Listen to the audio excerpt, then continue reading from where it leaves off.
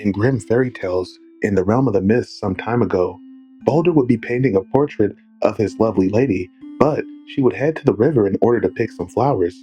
But upon getting to the river, she'd be stunned to find the lady in the water.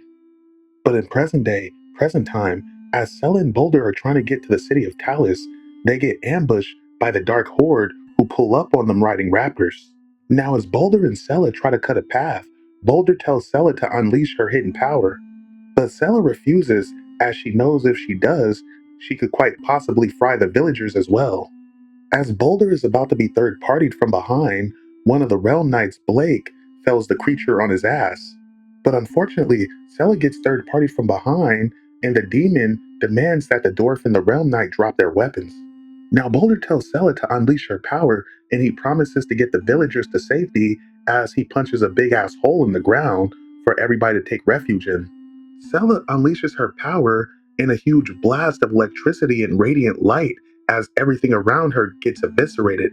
Now, miles away in the realm of the mist, the phenomena is observed by Orcus, who's leading this section of the Dark Horde.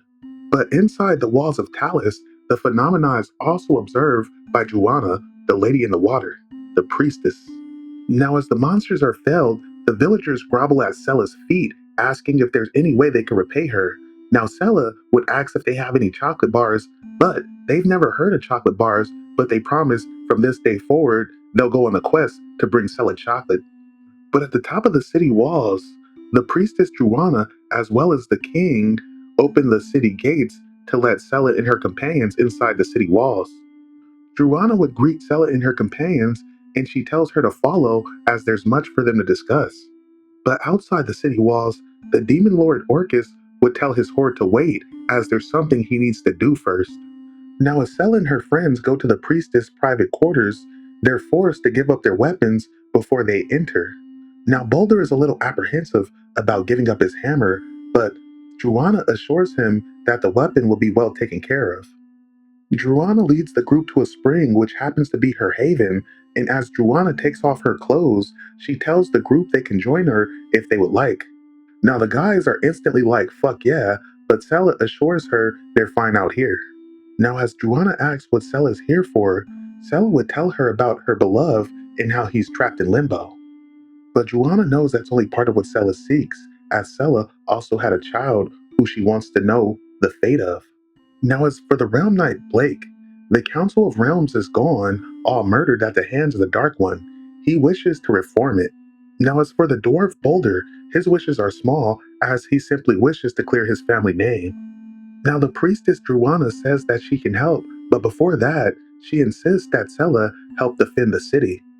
Now, luckily, the trio had intended to do that anyway, so Joanna tells them they're done for now and she must talk with the king as they have much to consider. But as Sela, Blake, and Boulder are leaving, they catch the eye of a tiny little mouse that seems slightly suspicious. Now, as it turns out, this mouse is not actually a mouse, as he's on a mission from Orcus, the demon lord. The mouse runs through the city, over the walls, and back to the demon lord as he has news to report of the false blood Sela. Meanwhile, in the king's quarters, he's having a midlife crisis as he knows he's no warrior, he's simply spoiled royalty, inheritor of what others died and built. But he's self-aware enough to know that he knows only of indulgent pleasures, and he prays to the statue of his father for support. But as the king is talking to his father, one of the knights comes to tell him that something is happening with the demon horde. One of the dark horde throws a potion at the wall and it spawns a big ass illusion of Orcus. Now he knows some of the people don't remember him as he used to have dominion over these lands a long time ago before he was pushed out.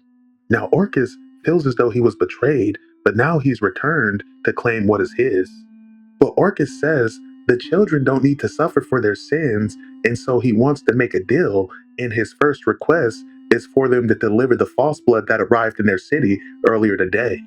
Now Sela, Boulder, and the Realm Knight find themselves surrounded by a slew of villagers, the same villagers they were here to protect. To be continued.